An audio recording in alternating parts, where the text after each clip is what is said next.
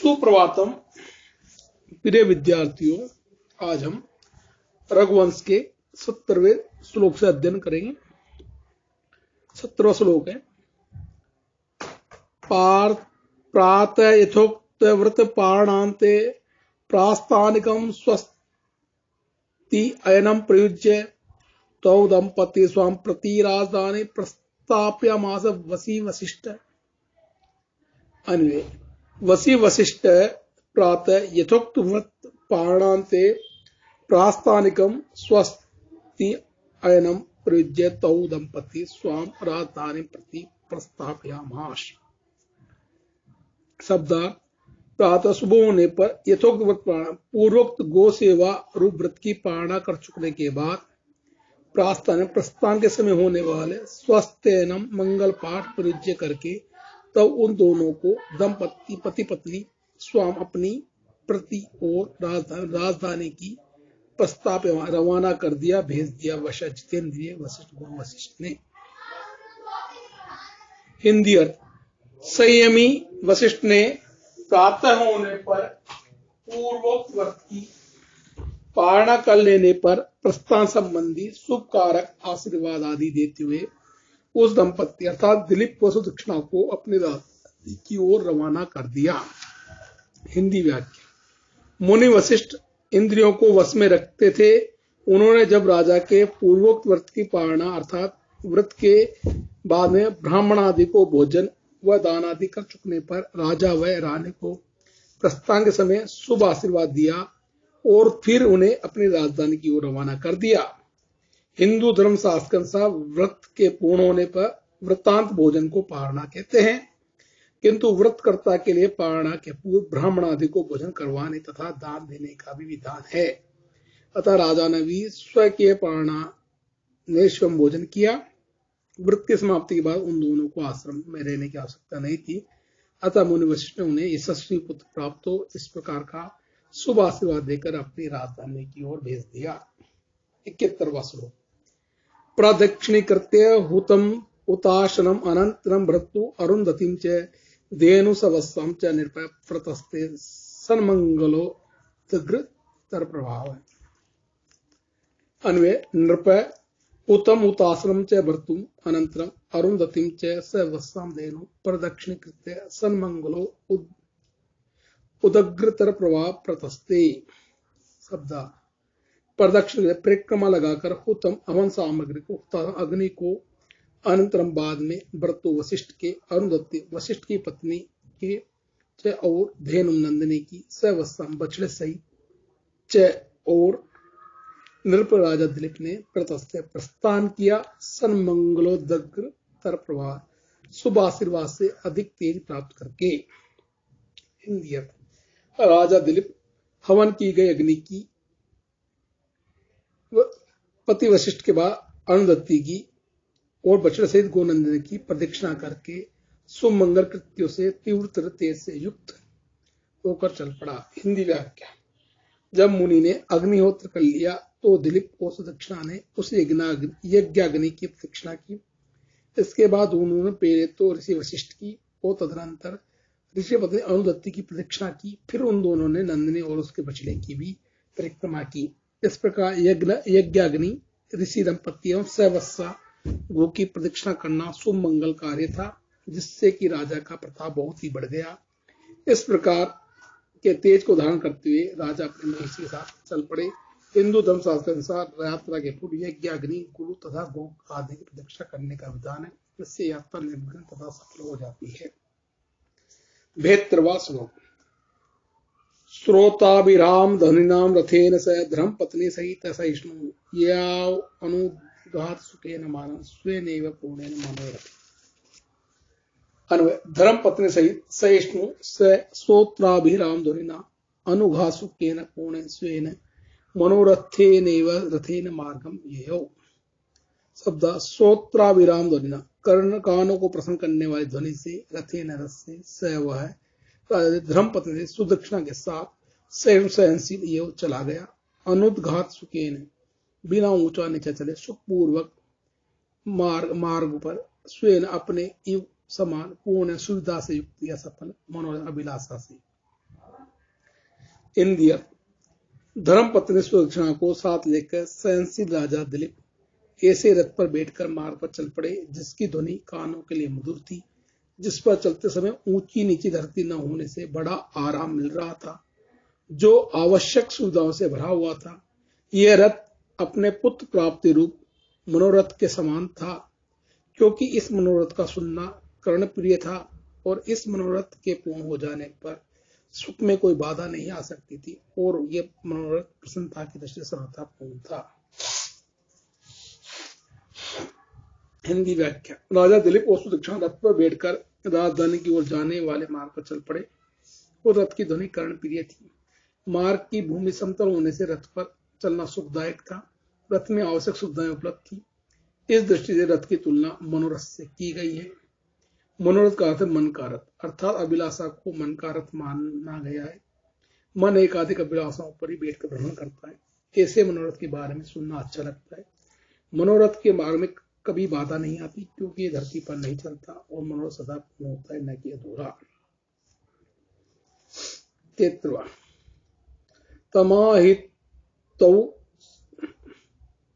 तमाहितोस्कम आदर्शनेन प्रजा प्रजार्थम व्रत कर्षितांगम नेत्रे पपु तृप्तिम अनाप्नुवद भी नवोदयम नाथम इवोस्तीन। अन्वय। प्रजा आदर्शनेन आहितोस्कम प्रजार्थ व्रत कर्षितांगम नवोदयम ओस दिनम नाथम तम तृप्ति अनाप्नुवद भी नेत्रे पपु। शब्दार्थम। राजा को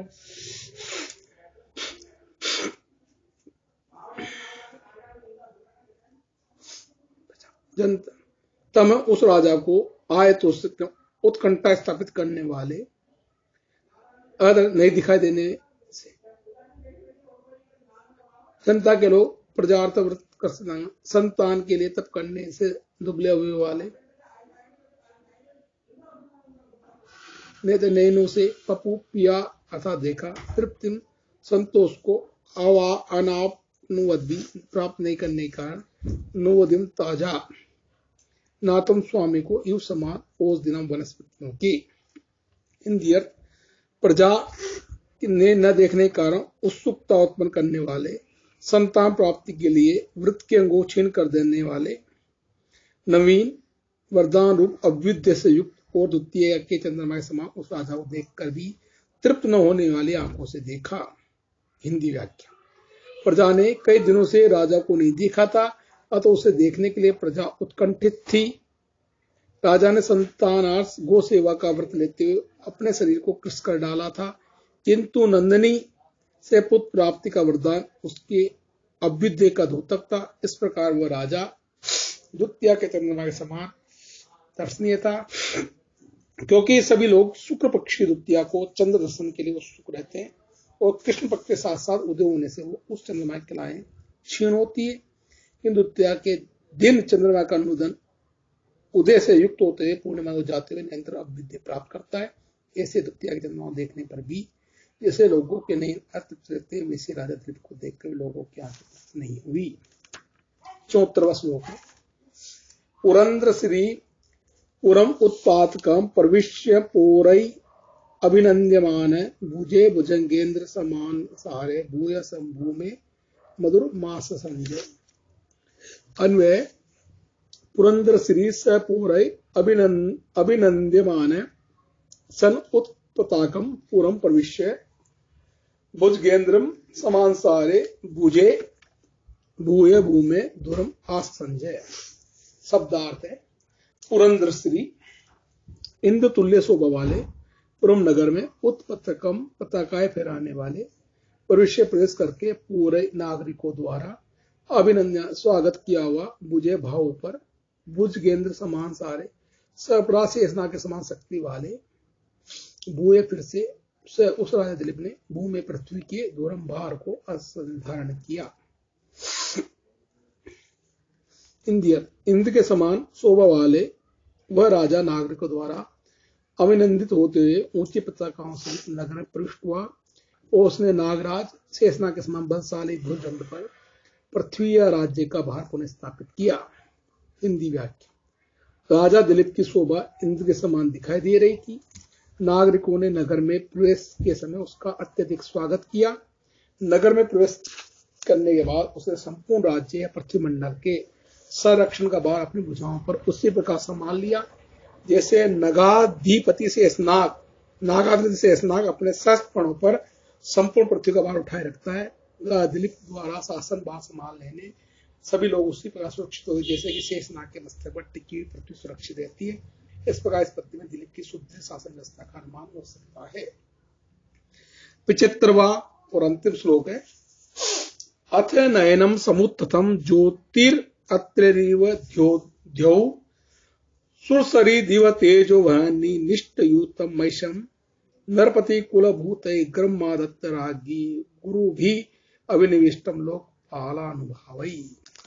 अन्वय अथ द्योरिव अत्रै नयनम समुत्थतम ज्योति सुरसरी दिव वहनी निष्ठयूतम एषम तेज रागी नरपति कुलभूत गुरुवी लोकापालानुभावे अभिनिविष्टम गर्भम आदत्त।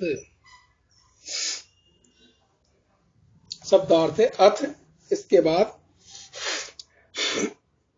नयन समुत्थम नेत्र से उत्पन्न ज्योति तेज तथा चंद्रमा अत्रि नाम महर्षि के युव समान द्यो स्वर्ग के सुर सरित गंगा नदी युव समान तेज वीर्य वहन निष्ठित अग्नि से फेंके गए ऐसम शिव के नरपति कुलभूत है राजा दिलीप के वंश के ऐश्वर्य गर्भ को आदत्तम धारण किया राग गए राजा सुदक्षिणा ने गुरु भी श्रेष्ठ अभिनिविष्टम प्रवेशित लोक पालन भाई 8 दिक्पालों के अंश से। हिंदियत इसके बाद स्वर्ग या आकाश ने जिस प्रकार महर्षि अत्रि के नेतृत्व से उत्पन्न तेज पुंज को धारण किया और देवगंगा जिस प्रकार अग्नि में प्रचुर शिव के तेज को धारण किया वैसे ही रानी सुदक्षिणा ने राजा के वंश की समृद्धि के लिए लोक रक्षकों के महान तेज से अनुप्राणित गर्भ को धारण किया। हिंदी व्याख्या। स्वर्ग या आकाश में स्थित चंद्रमा को महर्षि अत्रि ने के नयनों से उत्पन्न एक ज्योति समझा जाता है। इसी प्रकार शिव के तेज से उत्पन्न स्कंद को अग्नि द्वारा देवगंगा में निक्षिप्त किए जाने का भी पौराणिक आख्यान मिलता है। तो जिस प्रकार स्वर्ग या आकाश आत्रेय चंद्रमा को धारण करता है और देवगंगा ने जिस तरह शिवपुत्र स्कंद को धारण किया वैसे ही रानी सुदक्षिणा ने भी राजा दिलीप का गर्भ धारण किया। यह गर्भ राजा के वंश की वृद्धि करने वाला था क्योंकि इसमें इंद्रादि लोकपालों का तेज समूह समाविष्ट था। संक्षेप में दिव्य चंद्रमा तथा दिव्य स्कंद के समान यह गर्भ भी दिव्यांशों से संयुक्त होने के कारण बड़ा तेजस्वी था। रानी के इस गर्भ से राजा का वंश निश्चित वृद्धि प्राप्त करने वाला था। इस प्रकार फल प्राप्ति से सर्ग की समाप्ति की गई है। विशेष अत्रि ज्योति के प्रसंग में हरिवंश पुराण की कथा तथा सुरसरित एस तेज के संबंध में रामायण कथा दर्शनीय है। दोनों के संदर्भ में से चंद्रमा के समान आह्लादकारी और स्कंद कुमार के समान पराक्रमी पुत्र उत्पन्न करने वाले गर्भ के धारण करने का संकेत है। यहां मालिनी छंद है जिसका लक्षण है ननमय युतेयम मालिनी भोग लोकई। इस श्लोक के प्रत्येक चरण में 15 वर्ण होते हैं और इसमें क्रम से नगण नगण मगण यगण यगण होते हैं तथा 8 और 7 नंबर पर यति होती है इति।